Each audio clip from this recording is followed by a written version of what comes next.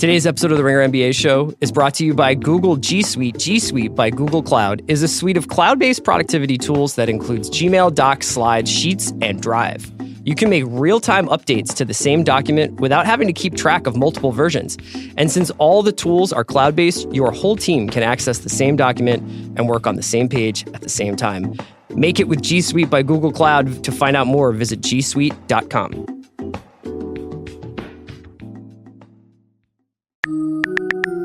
Basketball is very good. Anthony Davis will win the MVP this year. The Hawks trading Doncic was a smart move. What if the Cavs are better without LeBron? Basketball is very good. Hello, and welcome to the Ringer NBA Show. It's Group Chat. I'm here with Paolo Uggetti. What's up? Justin Verrier. Hooray! And Haley O'Shaughnessy. Hello. What's going on, guys? Today on Group Chat, we're going to break the NBA up into tiers. But we're not just going to go the elite, the pretenders. We're just going to kind of like break these things up into a little bit more interesting genus and fauna. I don't remember anything from middle school biology, so if you guys want to jump in I think here. strata was the right. I think you used it right. You seem like the kind of guy, Justin, if I can just jump in here. Sure, please. Who was like, probably could have been like a great chemist, but at the last second was like, I love basketball. I was really bad at all math and sciences, actually. Okay. I'm Like, really curious to think we like all what you think my backup was. Bartender. Hold'em poker player. Professional hold'em player. Oh, I haven't given up on Bartender. I think much highly. For you, Yeah, bounty hunter. yeah, totally. And then you got super into Right up my journalism. alley. Okay, so I'm here with a bounty hunter, a chemist, and a Texas Hold'em player. And we're going to break the NBA into these tiers. We'll start at the very, very top. And I think there's one thing that we're all grappling with 10 games into the season is the not so sudden realization that this is a league of one. And that there's one team that is playing in like a kind of different cosmos than everybody else. So let's discuss the Warriors because they are into a tier by themselves. I even think exiting last season, we were grappling with that. I think that probably if we didn't think that for 1 second, it was like the latter half of last season. I definitely think that we spent a long time convincing ourselves that Houston could beat them. Yeah, I mean Yeah. that was the whole storyline last season, and I think in retrospect, and we can say this now, it's like maybe we underestimated how much separation the Warriors created for themselves this offseason with not only their moves, but other teams' lack of moves. yeah, it does feel like there is more of a significant drop-off from one to the rest than there were last season, specifically because the Rockets aren't really a thing right now. Yes. Right. I Having don't s- think that's Golden State. I think that's the Rockets. falling Yeah, off. yeah. And having said that, though, I'm having more fun with the Warriors than I Yes. have in maybe 4 years. So much fun. Agreed. Like every night has been a thing, and Paolo brought this up just the other day on the site. It's just there seems to be almost like a new challenge to each individual player each night, and it's almost like they're passing it off, and each person gets to have their showcase. They are 8-1. They've won 6 in a row. They have the second best point differential in the league. And you're right. Every night it seems like another Warriors player. We haven't really even had a breakout Durant game this season. No, Well, the Knicks won kind of. Yeah, I guess so. He took over in like subtle ways. I think he had like what 40 something by the end of just that 40 one. points. Basically Yeah. giving a preview of next season when he's there all the time. Did you guys see on Twitter, like when Clay was having his game, that Steph was all hype about it and was like passing him the ball? Yeah. And that Yeah. Durant, not so much. I Well, thought about that too, but then I thought that was afterward a little he had dramatic. Durant was some pretty quotes, and he was warm like- about it afterwards. yeah. He was like, we were definitely like looking for Clay. Right. Mhm. This is like really all we have to do is to like read deep body language and say like, well, you Yeah. see what he did in New York. But, like- you know what that means. before we even like do that, I do think that it, especially because so much of the league the past 2 years maybe has been about like the Warriors like run the league, and it's like it's like they're so good it's boring. I think it's like it should be fun to like revel in like how much more fun they are so far in the first few games. Like, and I think that's a lot because of how Steph is playing. Because I think we can all agree. I don't know. You guys can disagree with me if you want, but like when Steph is playing at this level, I mean, he's had 5 threes in every game but one. It makes the Warriors a far more appealing just from like an aesthetic standpoint. Yeah, it's kind of like when it's just on the ground, you're like, why are we spending so much money on NASA? And then when you go to the moon, you're like, oh man, we went to the moon. Did you just watch First Man? Watches First Man once. That's why I feel like like reading That's Kevin. kind of weird because I feel like the Warriors are gonna run into money problems, and that's going to be their end too. Well, there you go. Right. So Stark. Follow the money. You should. I'll expect 1,500 words on how the Warriors mirror the space race. Yeah, I think that there was something in Kevin's piece where his excellent piece where he was talking to Klay Thompson about how he does what he does that ran on Monday, and Klay was talking about some of the very like simple aspects of their offense, where it's just like, I have these read-react options basically at various points in the offense, as does everybody. And then what happens is I either drive or I look for a pass or I take my shot. And more often than not, Stephen Curry or Kevin Durant is open. Mm-hmm. That's unbeatable. That will win you a championship. And I think that there's something about maybe A, knowing that they're not going to play the Cavs this season in the finals, which is kind of exciting and like liberating. And B, if they get this last title with Durant, assuming he takes off next season, I think you cement them as probably one of the 2 or 3 best teams of all time. Having said that, I do think some of the theatrics at the start of the season has kind of overshadowed the fact that they are a little bit thin on the wing. There you go. I go. still think that there are some concerns there. We got to get a concern troll drop. Yeah, that's good. I'm the concern troll. I live under the bridge. They should probably be Russian or Yeah, something. that's right. We should do it in an old Greg voice. Yeah. No, but I mean, that was the big thing coming into the season. I still think those problems exist if injuries occur, and we still don't know how Boogie is going to work his way into it. Though it seems like, if anything, him getting tossed from the bench the other night just put them in more of a mood, and they went out and crushed. I feel like he's going to come back, and they're just going to try to make it their mission to feed him and like get him like 30-point games. And like I almost think that they're treating the season as like how many cool things can we do? Yeah, rather than like we're under the cosh to get to this, so set some regular season win record, or we're constantly monitoring people's minutes and we're talking about the mental grind of playing with each other again. This seems to be for fun. They're just going to let Iguodala essentially not play until spring. Right. Boogie's going to come back in the spring. There'll be like new signings. It's kind of neat. Any other closing thoughts on the Warriors? Their category is called "It's Already Over." That's the first category. The second category is probably the 3 stories of the season so far for basketball junkies. And this is the category I've called "We Got Next." And these are teams that are starting to establish themselves as the next set of contenders, maybe. And that is this trio of teams, the Bucks, Raptors, and Nuggets. Now, I think the Bucks and Raptors are super legit. And I think the Nuggets we're all kind of drunk on the Nuggets, or high on the Nuggets if you're talking about Colorado. But I don't really know. I don't know if I believe in it yet. I find it interesting that you say that about the Nuggets rather than the Bucks. Okay. Yeah, Because the Bucks, we believed in the ascension Bucks is like really, really from the fast. get-go. I'm not saying it's without reason, but that's interesting to me because even at the beginning of the season, we were like, well, he's just not surrounded by anybody. Yeah. And it turns out that he was. They just weren't shooting enough threes. Yeah. Yeah. Right. That's one of those things where you can just literally take the number 1 player from each team and pit them against each other and be like, okay, Giannis is obviously better than Jokic, as good as Jokic is. So that's why I think we give more, maybe like affinity for the Bucks. I think this group is interesting to me because The Nuggets. Well, just this tier of 3 teams, because I think the Raptors have just kind of plugged in Kawhi in terms of where the DeMar's role was, and he's just so much better. But there's like continuity with all 3 teams, and I like have kind of been thinking about this recently, like the how much continuity matters, especially early on in the season, and you can kind of see it with some of these teams. Like those 3 teams, they have continuity. Like, yes, Budenholzer came in and changed the system, and that obviously has revamped the Bucks. But the Nuggets all have the same guys.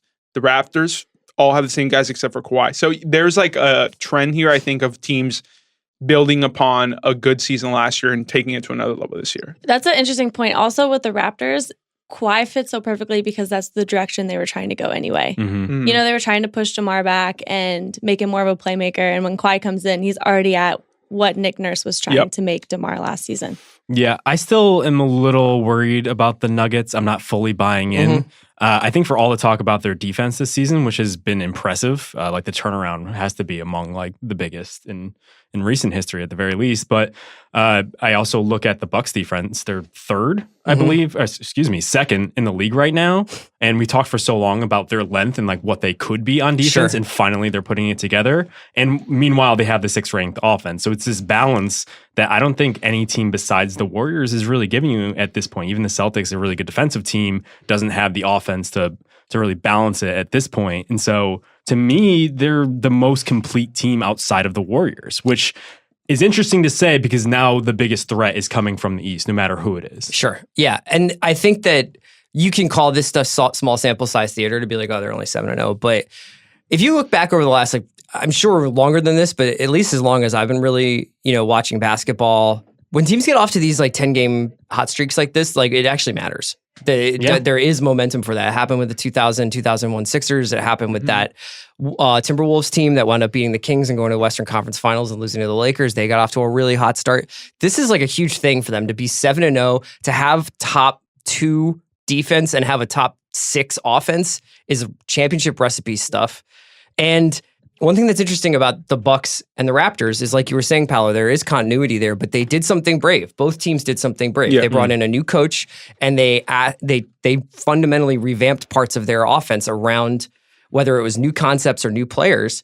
And I think that it's just really fascinating. And the trio is night to night the 3 teams that I'm always looking for on League Pass. Yep. I'm still not sold on the Nuggets. Like, to me, they're as just a contender or as like a watchability team. A little bit of both, but specifically on a watchability team, it's what they were last year, but just more refined. And I'm kind of like, it's just another year to grow. Well, so I looked when you were saying that about their defense. I looked at their schedule, and they played the Bulls, Pelicans without Anthony Davis, the Lakers, the Kings, the Warriors, the Suns, and the Clippers. It'll come back to earth. Those numbers will come back to earth. And so I have a piece going Friday about the Nuggets defense because I talked to one of their assistant coaches who runs the defense. And like even he was like self-aware about the defense. He said, we're not asking the team to be top 10. Like we know we're probably not going to be top 10. We just want to be average because we know how good our offense is. And like I don't know if that's maybe like a little weird to say from him. Not this year. Not this NBA season. Yeah. Average defense is like the friggin' bad boys. Yeah. And on offense, they're 13th right now, which is fine. Mm-hmm. But I do think they have to be in the top 10 to in order to. And I think they expect that to a certain extent that'll go up. I mean, look where that success took the Wolves last year with their offense being so top rated and then their defense being so poor. And the thing about the Nuggets offense is that it's so much of a better system than the Wolves were last season. Right. Yeah. I think, Justin, I wonder whether some of your skepticism is rooted in the fact that the Nuggets have this trio of players in Murray, Harris, and Jokic, where their progress isn't going to feel like Giannis' progress. It's a little bit more subtle. It's a little bit more like all of a sudden Gary Harris is like one of the best two-way players in the league, but you're not. It doesn't show up in like these crazy Kawhi highlights where he chase down blocks a guy, scoops up a rebound, and then drills a 3 on the other end. It's like a little bit more subtle than that. Mm-hmm. Whereas with the Raptors and the Bucks, any given moment, you're going to see something incredible. Yeah, and I also think with the Nuggets, it takes a little bit of imagination to see Jokic ascending into like top 10 status because he is such a unicorn, like even a subsection amongst the unicorns.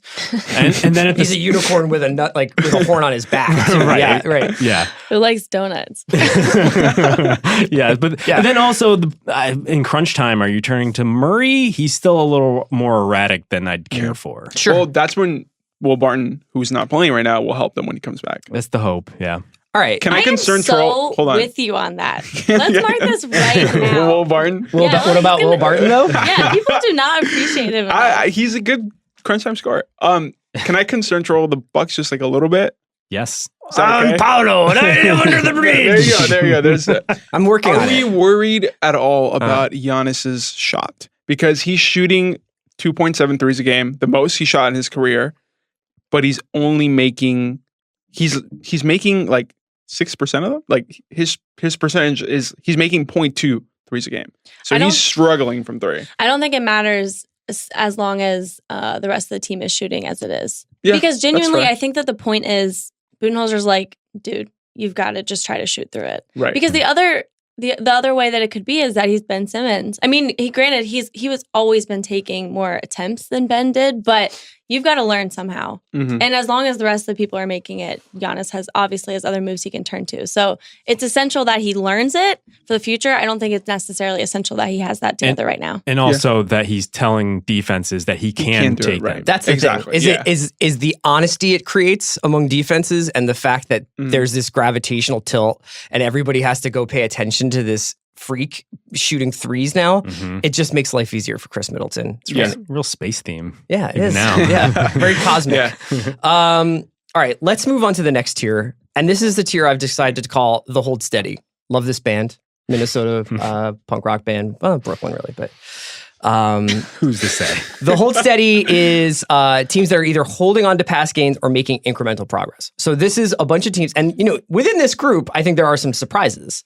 But I like that this group of teams has come out and under the radar, with the exception of a few teams, has just been like, we're weathering any blips on the radar, and we're just building slowly off of last season, and that's the Pelicans, the Pacers, the Blazers, the Spurs, and the Jazz. Now, there are a couple of teams here I think we thought were going to be much better than they were, aka the Jazz.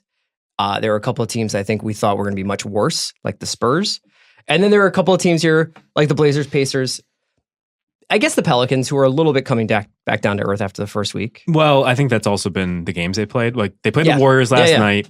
AD missed the 2 games before that, and then Alfred Payton also missed 2+, so 3 essentially. Alfred games. Payton.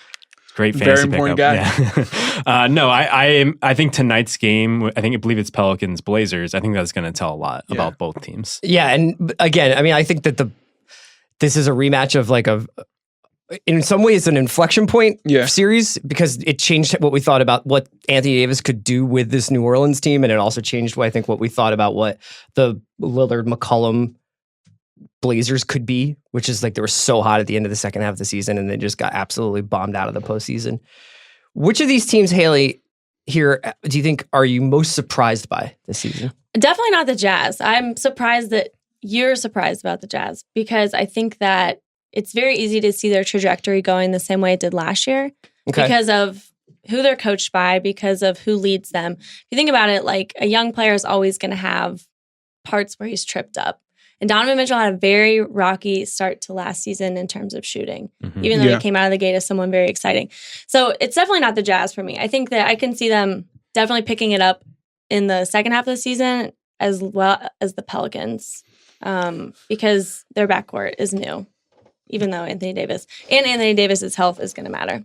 Yeah, same thing about that team. I think it's got to be the Spurs. Yeah. The Pacers are the same. The Blazers are the same. It has to be the Spurs. Yes. And then everyone even was. No, even with that, like they're like the most hold steady team of like all time. I feel like I know. as much as we want to like move them from that tier, like I feel like they just belong there forever. Kawhi's freaking sidelined, and we're like, oh, but they have Manu. It's fine. Yeah.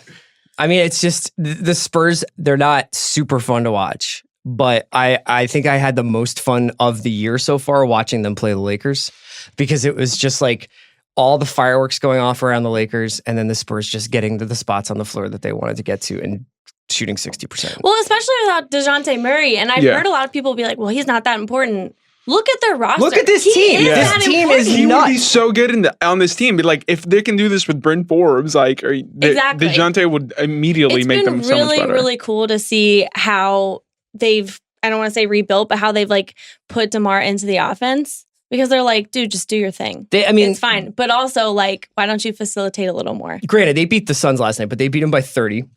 And DeMar went 10 for 12 from the field, didn't take a 3, 5 for 5 from free throws, 25 points, 4 boards, 3 assists. That's the other thing, is they've been superb with free throws. They got to the line a ton, and hold on, let me find the exact number. This is what DeMar's happens in if his you happy place. do all these little things right that have been the same in basketball since like the 1940s. Like you give yourself a chance. Love me some fundamentals. They're playing to their strengths. Yeah. Before Monday's game, Popovich was like, I hate threes. Why don't we just make the 4-point line? And he's still winning. Yeah, That's ridiculous. Which is weird Are because you cynical about this team a little bit? No, I think this is to a certain extent predictable. It's the rest of the West is just kind of a mess, and the teams that seem to be like rising above it are the teams that just have some sort of system in place or some sort of culture in place to fall back upon. Yes, that's interesting. I was bummed the past 2 weeks ago when we were going to talk about like takes that we were trying out. Yeah. And I was thinking about like, man, the Blazers, like I think they could just be good simply because of what they already have. Because it's fine. it's Stotts' playbook, because these guys know how to run it, etc. Right. And then just like recency bias where they got blown out by the Pelicans. Everyone thinks that they're in crisis now, but they've really just came to the season and done what they did in the past. And it's been good enough because there really isn't a lot of competition. Or there's competition, but there isn't as much of a top-heavy presence as we're used to. Michael C. Wright had a piece on ESPN the other day about DeMar and his first few months in San Antonio and just how, how upsetting it was to get traded and what he felt like he meant to the Toronto organization. And then he gets to San Antonio and there's this scene in this piece where he walks in and he basically sees the 5 banners and he's like, oh, I guess I know where I am now. And he talks about how everything you do from pregame to practice to how they treat the players and what everything is about is, I mean, he doesn't throw anybody on the under the bus from any other franchise. He's just like, you just have a feeling like the people who are running this team understand how to win basketball games and that everything you're doing is going towards that goal. DeMar's such an interesting person because his game is a throwback in today's NBA. Right. But also kind of his mentality is too. He wanted to stay with the Raptors his entire career. Yeah. And now he's got that in the Spurs, which is kind of like the franchise where that happened. Well, he talks about, your what's career- really interesting is in that piece, he talks about like, I don't drink. I don't really go out that much. And I'm like, you're a perfect Spur. How, like, You should have been all like, along. you're, and we talk a little bit in this that we got next year about like the Bucks, players on the Bucks and Raptors and the leap that some of these guys are taking. What if DeMar can still take a leap? Oh, What I if, absolutely think he will. What if DeMar is like this playmaking combo guard now who's Pop calls him the best passer on the team. Really? Well, yeah. No, I mean, yeah, he's looked. All right. He's Who would you think is the best enhanced. passer on I that won't say team? He's looked different. He's looked enhanced. Amongst the healthy players? Jesus. Like yeah, Rudy Gay? Yeah, Like, maybe he's definitely not Rudy. But yeah, it is weird. The team they've assembled is essentially like guys not only who wouldn't fit, you'd expect to fit in today's NBA, but the guys who are literally rebuked for it. Because not only DeMar, but Rudy Gay was like the antithesis of like the anti-analytics movement for several years to the point where he also went to Toronto and left because he couldn't do anything there. Yeah. It is fascinating what they've been able to do there, but I guess it just speaks to leaning into who you are versus maybe chasing some of these 3-pointers. And I also think that this particular tier is full of it has a few teams that are succeeding relative to their perception of that team, right? Yeah. So even this Jazz, I think, given how high a lot of us were on the Jazz, and I know you were saying like you were always expecting them to have like a little bit of a rocky start, and that Donovan doesn't necessarily start seasons well. This is a Spurs That happened team in college, by the way, as well. I mean, it happens to lots of teams, like lots of players who are just like, it takes me 20 games to kind of get into the swing of things. But the Spurs, I think we're freaking out about because we were like, this team's maybe not going to make the playoffs for the first time, and should they tank and all this other stuff. Who said that? I mean, I think that the Spurs don't quote unquote tank except when they tanked for David Robinson for Tim Duncan. But I think that was like in the conversation of like, well, what is this team going to do? Should they just get the 6th seed? What conversation?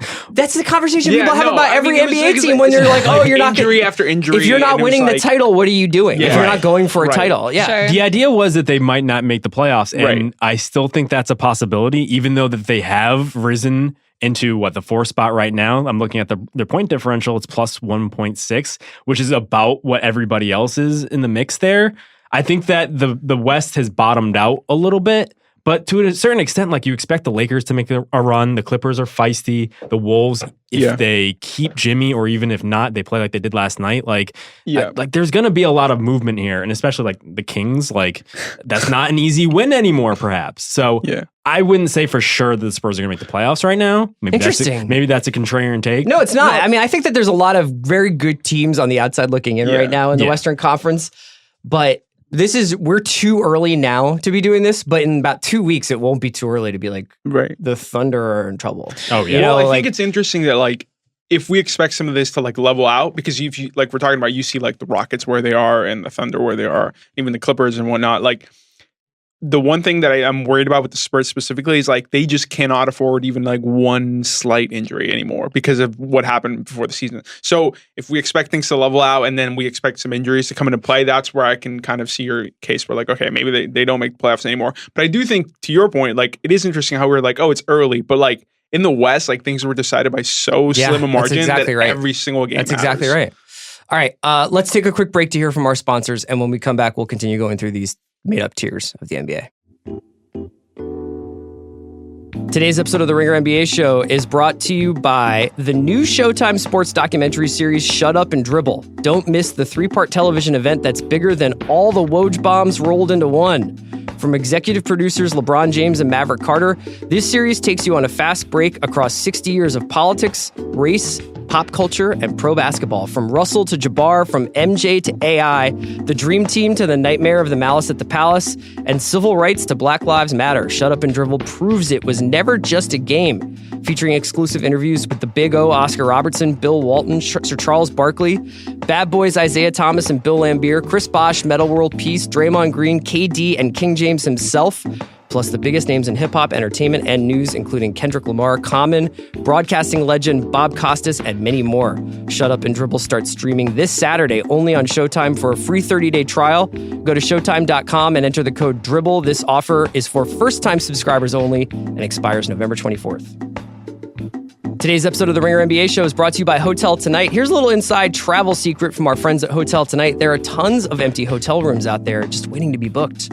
And Hotel Tonight has partnered with these awesome hotels to help them sell those unsold rooms, which means you get incredible deals. Seriously, if you love scoring amazing deals, you've got to try Hotel Tonight. Forget scrolling through never-ending lists. Hotel Tonight shows you a select list of incredible deals at cool hotels they think you'll love.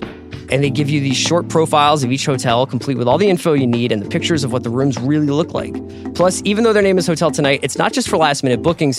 You can book in advance. It's perfect for spontaneous weekend getaways, 3-day weekends, staycations, road trips, business trips, booking a place with a pool, and more. I have used Hotel Tonight so many times over the last 2 years. I've gone to Lake Tahoe with it. I've gone to Palm Springs with it. I've gone to Seattle with it. I sometimes look at Hotel Tonight to see if there's any cool beach deals right here in Los Angeles so I can maybe take a little staycation. It's an awesome, awesome app. To start scoring amazing deals at incredible hotels, go to hoteltonight.com or download the app now. We're back on NBA group chat. I just dunked on Haley by backing up some of my assertions with some pretty vibrant Reddit threads. So I asked him where he saw people talking about the Spurs tanking. So he Googled Spurs tank and a Reddit thread came up. So I think I was talking about it like figuratively. I do understand what you're saying. Yes. That you either are contending for a championship or you should be close, rebuilding for that. Or you need to start everything over and be super dramatic and tank. But blow it up. The Spurs are never in that conversation. I love the middle of the NBA now. Well, that's great. What a great segue. Because we're here to talk about this tier I'm calling the middle class. Oh, 500 clubs. They win some, they lose some. The roster is what it is. You're not going to get an easy one on them, except when you will. What a boring collection of teams, by the way. This is the So why don't you defend it? Because I feel like these are the Danny Chow, Justin Verrier teams. Don't lump me in that. No, so we have the Pistons, the Heat, the Hornets, and the Clippers. I think based on this season and what we know, Haley just made the face. I think this makes some sense, but I'm worried about every single team in this tier. There's something to be excited about for every team here. There's two things to be super concerned and or bored about. I can't even get emotional enough about these teams to be concerned. I don't even know. I don't know if concerned is the right word. What's the exciting thing for the Heat right now? That they might trade for Jimmy. Okay, sure. It's something outside of their... They might trade because if you look at everyone else on their roster, like, dude, that's a solid roster. Yeah, but okay, sure. I mean, they're missing the most obvious piece, but everything about them is so... Look at the rest of the teams here, maybe excepting the Clippers, you can make the argument for them. They're the most complete. I mean, I think they're like Clippers East, where they don't have like a top guy, but they have like solid role players all around. I really like the Hornets because I just love watching Kemba. I'm all in on the Hornets. I love Paolo's corners. He picks one like early in the season and he sticks with it through. I like a perseverance. I love the Hornets. Paolo loves the Hornets. Yep. Paolo hates chocolate. Paolo likes I do not hate chocolate. Ice cream plain. One time I saw him eating why are you tortilla doxing chips Paolo right now? What is happening right now? Because I want you to know exactly what the Hornets are. They're chips without salsa. To me. I like chips without salsa. The Hornets are actually not that boring in some ways. Your guy, Malik. My guy, Malik Monk. Helps. Miles Bridges is good for a highlight at night. I think that they feel freer without Dwight Howard. It seems like if behind the scenes, Tony Parker is doing a lot of work to show guys about like how to kind of actually put together some wins in this league. Mm-hmm. They're 4-4. They have a positive point differential. They've won. I mean, like this is a 500 team, and I think they're going to make the playoffs, What do you think? I mean, like, where are you at with them? I do like what Borrego has done there. It seems like they're picking up the pace and like reverting back to small ball, which is why they had success. What was it, 3 years ago now, where they made the playoffs and almost pushed the Heat, or they almost beat the Heat in that 7-game series in the first round. Yeah. Dan Devine had a really good piece, or he talked about the Hornets within his 5 most interesting teams on Wednesday. And he did point out, like, what they're basically doing is not playing most of their front court players at all. Yeah, MKG's the Draymond, right? Right, and even Willie Herman Gomez, who is the nominal center in the second unit, is basically stretching for MKG to play center, which I think is super interesting. And they've essentially turned Kemba into like Steph Light. Yeah. And it's been... You were basically saying like, oh, all these guys are like very like Rite Aid brand versions of these other players. That's fine in the East. That's fine in the East. They have the second best offense in the league right now. Rite Aid has some quality products. Yeah. There you go. If you can't afford Kiehl's, you're gonna go for the Rite Aid hand moisturizer. You know what I mean? Yeah. Let's talk about some of these other middle class teams, much as it may pain us to do so. We've talked about the Hornets and the Heat. Justin, as a Clippersologist, how are you feeling about Doc's group here?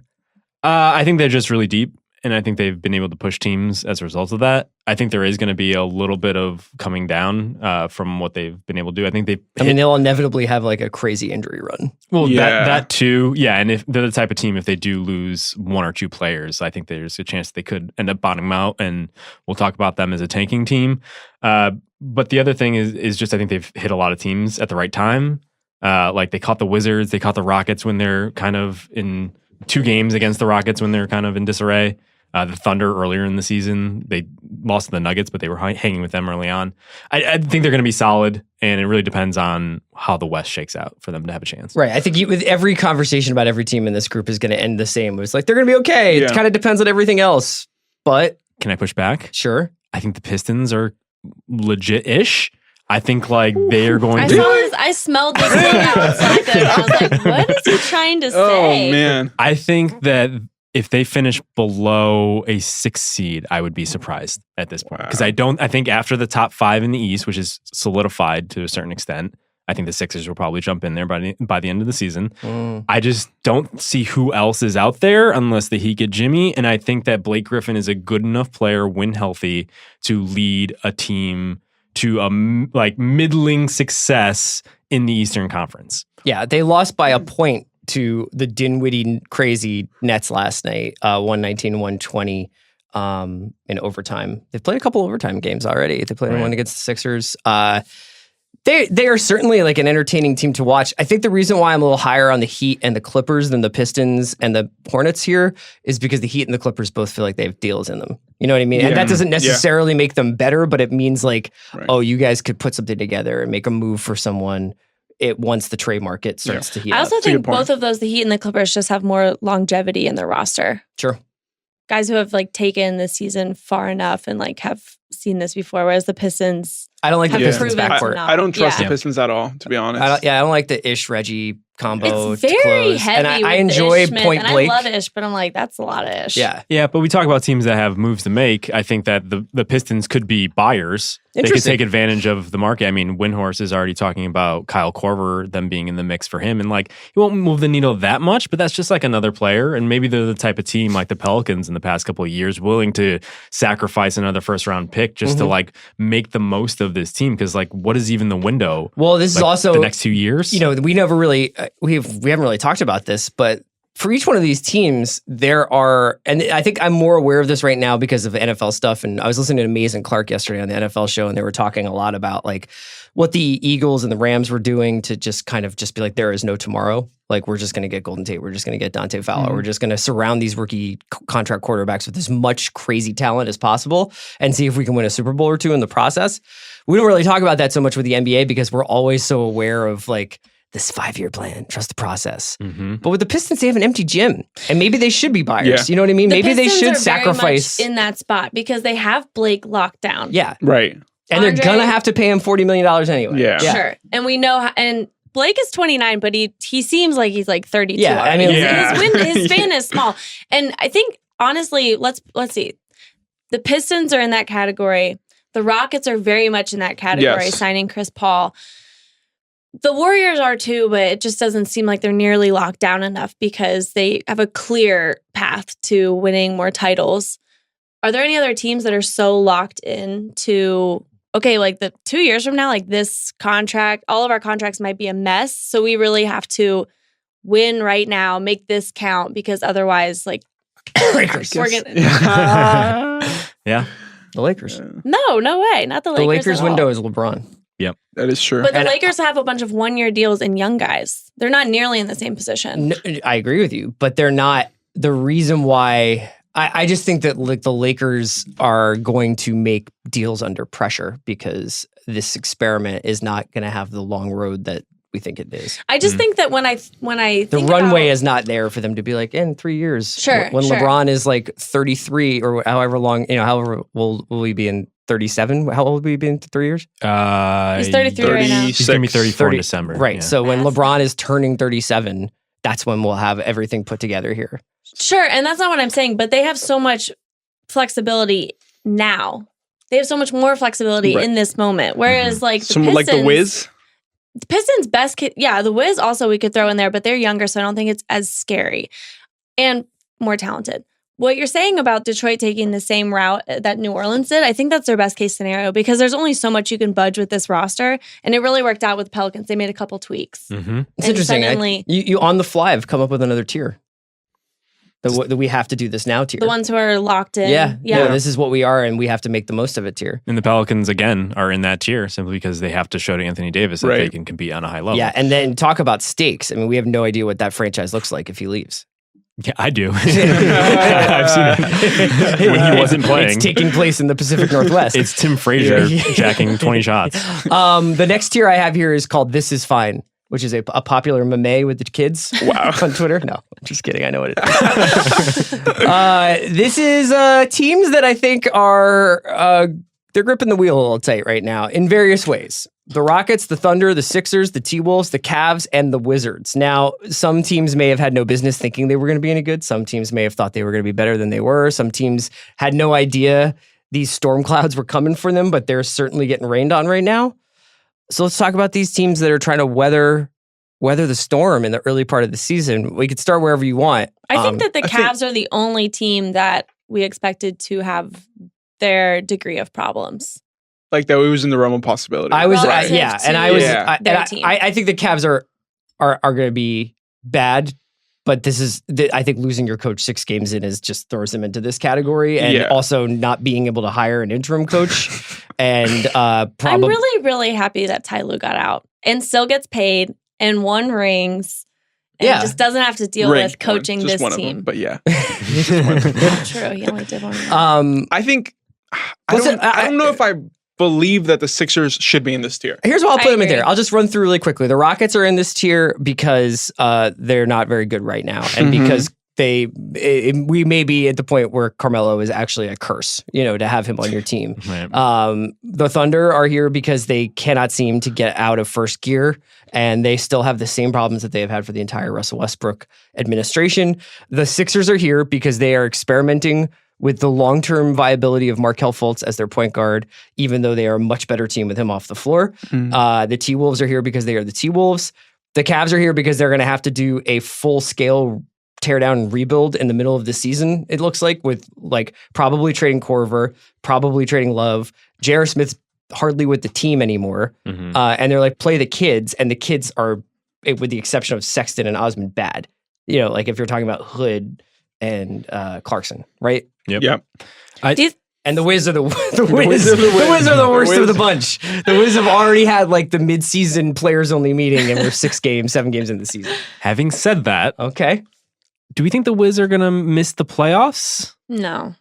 That's the thing. It's still so early. I will say, I think that the early part of the season matters more than people give it credit to. I think you could dig yourself out of a hole, but if you look back historically, the teams that are bad usually stay bad.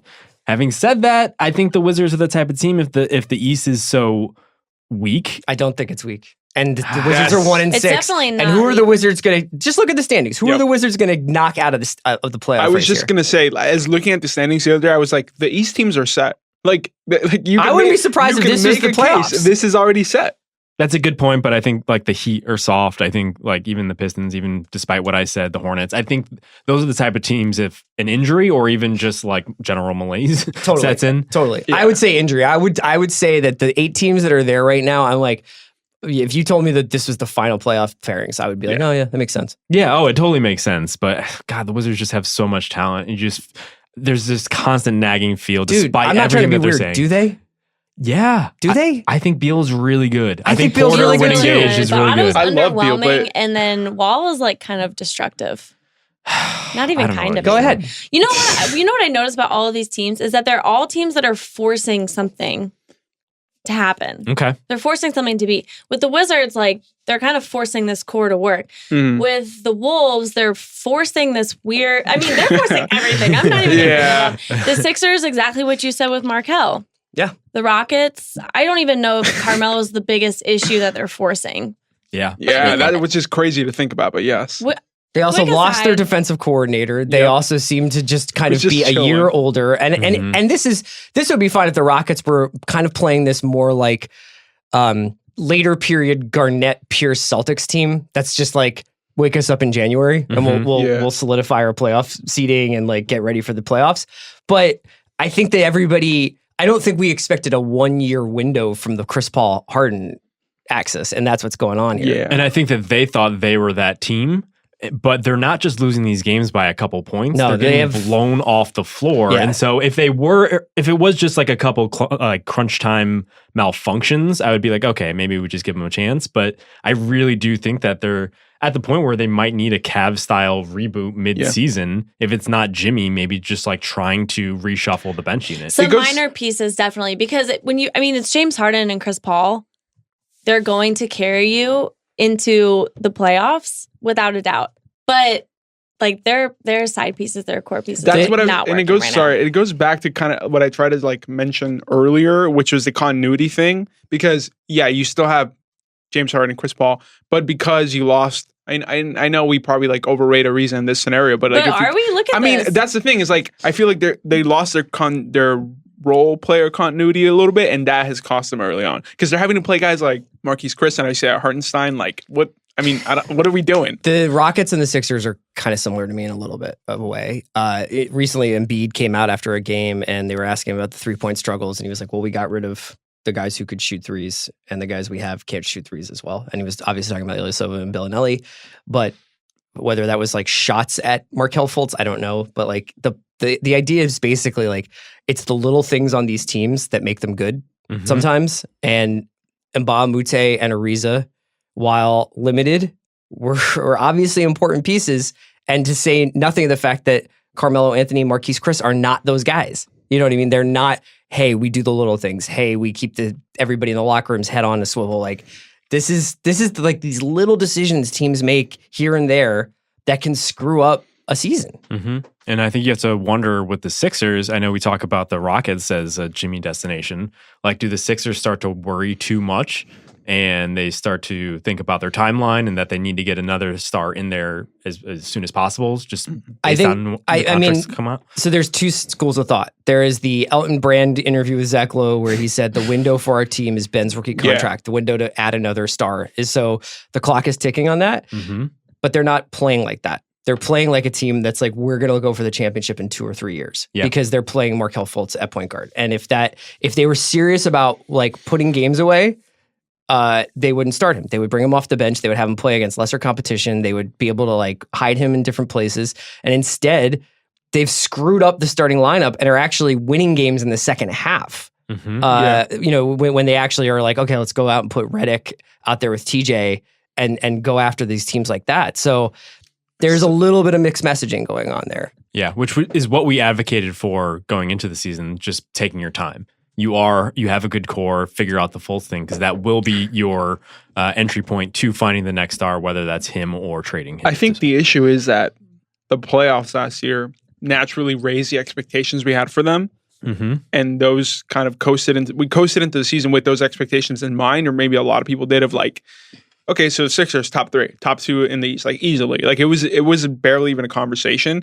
But I think given that they're trying to do this first half thing, and also just like there's still a young team, like I think some regression was expected, which is why I'm not like worried about them. I just think that they need to figure out this like half development. They're half a grand winning experiment, team. man. And I don't think that, anyone's allowing them that regression because we think of them as so Right. much more advanced in their age. yeah, and I think that they're also like they're not a soap opera, but you will get an answer like that from Embiid, and maybe that answer comes from somebody who's like, I know that like. It's not his career is fleeting, but like he's had enough injuries and enough significant injuries to know that like, while you've got me on the floor and while I'm in my prime and while I'm healthy and while I'm getting better and better, like we should try to be the best possible team we can be. It's so interesting how teams that might panic for Jimmy, they're also different. The Rockets would because they are like this is the window. probably Yeah. their year. I mean, it's looking more and more like next year like won't even matter because this year's we're starting to be curious if Right. they'll be competitive with the Warriors at the end of the season. Whereas the Heat, like I don't even compared to the Sixers who are so much younger, I don't even see like the Sixers seem like they're panicking so much more or that they would be panicking. Maybe it's just because there's just more people in the media who are obsessed with the Sixers. I have no idea. You know what I mean? Like that could actually have something to do with the conversation around these teams. Let's move on to the next category. I have called this one in honor of the Sixers, trust the process, which is just teams that have been bad for a while that are starting to see some light at the end of the tunnel in various ways. We talk a lot about the Lakers. We talked about, I don't really know what a success is for this team. I've never seen a LeBron team feel more, even off the court, LeBron teams often feel chaotic. I've never seen a more chaotic on the court team. Yeah. Just in terms of like how they're organized. Yeah, and also the fact that no game is won until the buzzer actually sounds. Oh, yeah. Also, LeBron's body language has always been very transparent. Yes. Right. I mean, he is literally pointing at you and telling you you're in the Yeah. wrong spot and you need to get in the wrong spot. And it doesn't help that he has like literally giant muscles that are freaking moving Right. everywhere. It's just like the way that the way that he is on the court Yeah. has never also looked so like frustrated. Like he's coaching kids. It does feel a little more directive. Like it's so seeing him up close. It's funny seeing him sometimes just like literally like stand on top of the key and just like, I know that guys do this because they call for screens or whatever, but it's so like, I don't know. It just feels like he's like lording gesticulating over them. really, You know like, what I'm yeah, saying? Like it's just like, dramatically. okay, like points. And then it's like, give me the screen like right here. Yeah, I think if you look at his line from last night in the win over Dallas, you would say, wow, vintage LeBron. He's 11 for 19, 29 points, assists, rebounds, all there. But it seemed like he was maybe like 75% of what he can be. And I think I was talking to someone at the game last night. I think the idea is just like this is what early season LeBron at 33 going on 34 is right now. Simply like in order to pace himself, he has just figured out what he can give in an early season regular season game. And to his credit, like that's kind of what the Lakers need right now. They need to figure out who these young guys are. They need to play some of the Jonathan Williams on their bench just to make sure they have able bodies come February. Yeah, yeah. It's weirdly kind of tied to the Sixers thing where where the Sixers are doing this with Fultz, but the Lakers just have to do this because their team is full of these like young guys. They have like a a team full of Fultzes. Exactly. The other teams in this tier are the Kings and the Nets and the Grizz. Does anybody here jump out? I mean, these are just teams that I'm like, oh, I think the Nets are the most ready of the three. And then Kings, and then I know this is unpopular opinion, but I put Grizz the third. Okay. Kangs, baby. What? Kangs, baby. Kangs? Kangs. Let's talk about the Kangs. Is this real? No, but they're just really fun. And they are closer to being average than at any point in the last decade. Yeah. I think De'Aaron Fox is really good. I think that Buddy Hield has showed a little bit of progress, more progress than we've seen from him in the past couple of years. And I think getting rid of some of their other wing riffraff and Bogdan Bogdanovic not being there right now has allowed him to step into that void. And all of a sudden, Willie Cauley-Stein in a contract year. Yeah, Willie Contract Stein. Yes. Great it's one of my nickname. proudest moments. I think he's been properly motivated, and just the pace that they're playing at fits these players. And it's just like, why weren't you doing this 3 years ago? Right. It's so outrageous when you look at their roster. It's just a friggin' McDonald's All-American team. It's so good. And now all of these guys at various points have had like ACL ruptures or played in Europe or whatever. But it's just like, oh yeah, Ben McLemore, Harry Giles, Scal, Frank Mason, Bagley. You know, it's like all these guys. Truly the college basketball Shump. fans NBA team. Yeah. Truly. They're like the top half. I was just looking at that. They're the top half, both offense and defense. So like they're like legitimately good. I think I'm not the first person I think to make this point, but I think because the league is, we all talked about it, like trending faster and higher scoring and the freedom of movement rules and all of that, like it lends itself well to teams like the Kings that can do that. So like on other nights where they would have just been like overpowered, they can keep up with teams because of the pace. You know what I'm saying? Like I think that's interesting where like it kind of puts them back into, like you said, average. Yeah. Because of that. Speaking of average, this Grizzlies team is sort of the reverse of that Kings team where they have two obviously all NBA quality players, but who have seen better days health-wise. And then they have this just collection, aside from Jaren Jackson, this just collection of like guys who are like, oh yeah, I'm just the Swiss Army knife. And they have like a bunch of Swiss Army knives around these two really good players. And then you're seeing Jaren Jackson who's scoring like basically a point for every minute that he's on the floor. He's like 11 points a game, 22 minutes a game. What do you guys, have you watched the Grizz at all this season? Not as much as I would like to, but the sense I get from them, from the little I've seen, is they've almost like reverted back to what worked a few years ago. They're playing a little bit slower. They're a little bit more of a grinded out you have sort to of when team. you have Kyle Anderson. And Marcus All and Mike Conley, who can play at different paces, but is much more of a steady hand.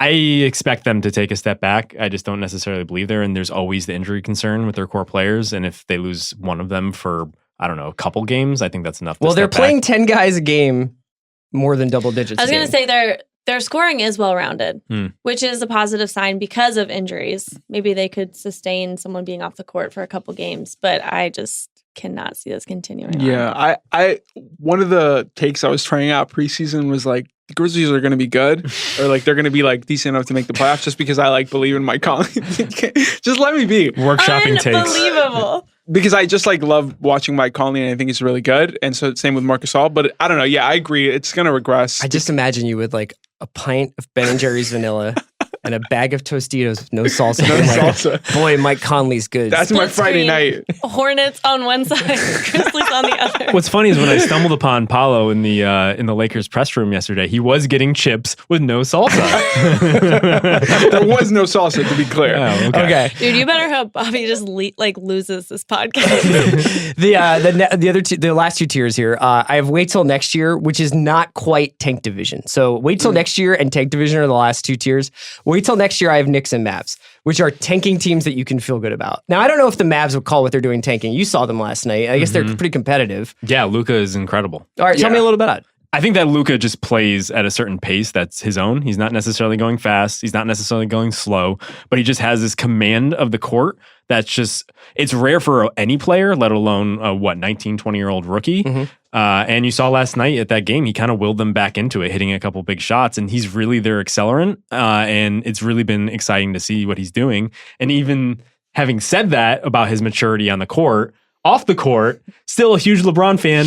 Paul and I caught him waiting for a signed LeBron jersey after the game. That he was handed, somebody handed to him that was like somebody that wasn't LeBron came out and like it was like, hey, he got this for you or whatever. LeBron didn't give it to him? No, he didn't come out and give it to him. And the writing on it was hilarious. It was the most like basic stuff. It was like, strive for greatness. Get it, guy. Strive for greatness. Hashtag. He probably just has a bag of those. He looked so happy though. He was thrilled. Yeah, he was. What a beta. The last division here I have is the tank division. We can talk really quickly if there's any of these terrible, terrible basketball teams you want to talk about. The Hawks, the Magic, the Suns, the Bulls. This is everything going towards next year. I know Markkanen's coming back, Paolo. Is that what you were going to say? That's not what I was going to say. I was going to say I didn't fully expect the Suns to be all the way down here. Like I thought they were going to be at least a little bit better. Yeah, that's like when you thought I would rank them better, or you thought they would be better? I don't disagree that they belong here right now, but I thought that we I kind would of put like them had in the trust the process signs of life. Because that's where I thought they would be. Yes, I think that they But play they better. clearly will be. And I think like Booker playing under Igor's offense is going to be like, he's going to have gaudy stats if he can stay healthy. And I don't know, man. I keep thinking about this Ayton thing. I just keep thinking about the Luka. I think it's going to be a thing in a year or two. Like Ayton's going to be a double-double guy that just doesn't matter. Well, yeah, Ayton has been really sharp offensively. He's shown a little bit more skill than I even realized, and I didn't really do much scouting, so I didn't realize anything. But like defensively, they're atrocious. They lost by 30 at home. Yeah, and you're not a good team if you lose that by that much. Yeah, at home. yeah, and if he's a rookie and he'll figure some stuff out, But what like the best case scenario for Ayton as a defender is still kind of a liability. You know what I mean? Yeah, he's still a bit of a lug. Yeah. He's just a huge body, and he has to be able to move and switch and get out on the perimeter, and that's still to be seen. It's the early returns are better than what I expected and what I'd heard about him, but I think that's going to be his kind of cross the barrier going forward. I'm all for players getting their money, but I do wish we had Ariza on a better team. Well, you might get your wish. Yeah, well, eventually I will, but yeah, I just Haley, anybody from the tank division that jumps out at you? No, but I was looking at this and I'm sad that we skipped over the Nets. Oh, this is a team that used to be in the tank division and now is not. So why don't we talk a little bit about the Nets to sign us off? And also have very positive projections. I have a question for positive projections statistically or like astrology wise. I think a lot of the players that do you remember like 2 years ago when we saw that picture of the Nets players and we were like, it's hilarious. The Nets Media Day picture, how many of them can you name? Yeah. And the answer was like 0. Right. Like some of those guys, not literally the guys in the picture, because I went and looked at it the other day to see if like LeVert was one of them. But like, they're not those Nets anymore. Yeah. You know who their starting 5 are. People know who Jared Allen and Karis LeVert and D'Angelo Russell watching them. I like watching LeVert. I like watching Jared Allen a lot. I like watching Dinwiddie. Come on, Russell. It's tough seeing D'Angelo on the bench like last night when Spencer Dinwiddie was hitting those ice in his vein shots and D'Angelo's just on the bench, just like in his warm-ups. And it's just like... At the beginning of the year, I was like, this could be his year. Like maybe he'll be like most improved player or something. But he's not even like the third most likely on that team to win most improved player. Yeah. What were you going to say? I don't think I had anything to say. Nothing on the Nets? Okay. We're going to wrap up group chat there. Thanks for sitting through this with the tiers. I think it's an interesting concept. Love tier talk. We came up with it. Tomorrow we have the Corner 3 with Charks, Danny, and Kevin O'Connor. And join us, of course, for Heat Check on Mondays. We'll be with you all week next week. I think there's going to be a Sources Say. So keep it locked on NBA, The Ringer NBA Show. Thanks for listening. Basketball is very good.